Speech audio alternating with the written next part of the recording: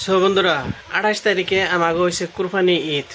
তো কুরবানি ঈদের জন্য সরকারে কি কি নিয়ম পালন করবার দিছে আর কি কি করবার না করছে, তো এই সম্পূর্ণ এই আরক্ষী বিষয়ে তার মানে কেমনে করে কি করার লাগে সব কিছু তার মানে কয়ে দিবান হয়েছে। তো আপনারা এই ভিডিওটা সম্পূর্ণ দেখুন, দেখার পরে তারপরে ভিডিওটা যদি ভালো লাগে শেয়ার করবেন, লাইক করবেন, কমেন্ট করবেন।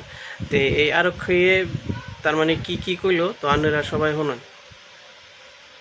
নাম্বার ওয়ান সেফ জায়গাত কুরবানি দিব যাতে কোনে নেদেখে, মানে সেভ কৰিব।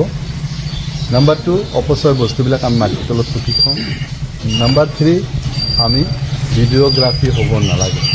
এইটো কথা, এই তিনিটা বস্তু বেছি গুৰুত্ব দিব। আৰু আবেলি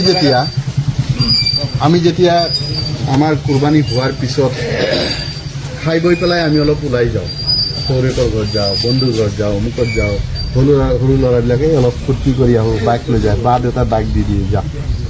3-4জন ল'ৰা ছোৱালী লৈ পেলাই বাইকৰ কিমান আছে গিয়াৰ স্পীড, কিমানখিনি গ'লে কিমানখিনি স্পীডত যাম, আমি কণ্ট্ৰল কৰিব পাৰিম নে নাই, সেই বস্তুটো সাম্যক জ্ঞানটো সিহঁতৰ নাই। আণ্ডাৰ এজ 18ৰ তলত, ধৰক 9, 10, 8ত পৰে, সিহঁতে বাইক লৈ য'তে মতে ৰাস্তাত গৈ আছে।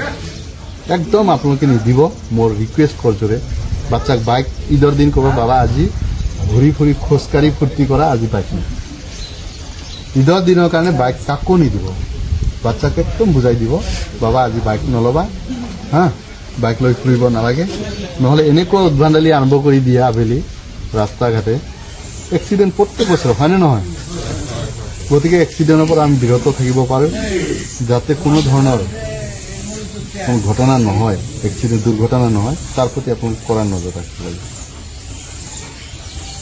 নাম্বাৰ 5, আমি আমাৰ CM ছাৰে যিটো এছঅ'পি দিছিলে, আমাৰ SP ছাৰে যেনেকৈ আমাক ইনষ্ট্ৰাকশ্যন দিছিলে, আমি গাঁও এৰিয়াত সিমান এটা গুৰুত্ব দিয়া নাই, ইম্পৰ্টেণ্ট দিয়া নাছিলোঁ। কোনে কি কৰে কৰক, বাট লুকাই কৰিব লাগিব। তো এতিয়া এনেকুৱা ষ্ট্ৰিক হৈছে, জানে ছ'চিয়েল মিডিয়াত কিছুমান কথা কৈ থাকে আমাৰ মানুহে, তাৰ প্ৰতি নজৰ ৰাখি চৰকাৰে অলপ ষ্ট্ৰিক হৈ গ'ল। লাষ্ট নাইটৰ পৰা আৰু বেছি ষ্ট্ৰিক হৈ গ'ল। আপোনালোকে টোটালি মোৰ তৰফৰ পৰা ৰিকুৱেষ্ট কৰিছোঁ, চৰকাৰৰ তৰফৰ পৰাতো আছে, চৰকাৰে দিছে এছঅ'পি, আপোনালোকে গৰুটো আৰু মহটো বাদ দিব।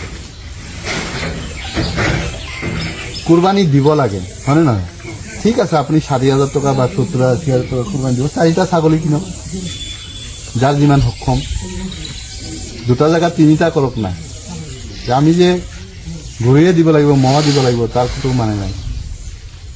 মই এজন IC হিচাপে, এইখন থানাৰ ভাৰপ্ৰাপ্ত বিষয়া হিচাপে, মই এজন মুছলিম মানুহ, মই চবকে কৰজোৰে অনুৰোধ কৰিছোঁ, আপোনালোকে কাইণ্ডলি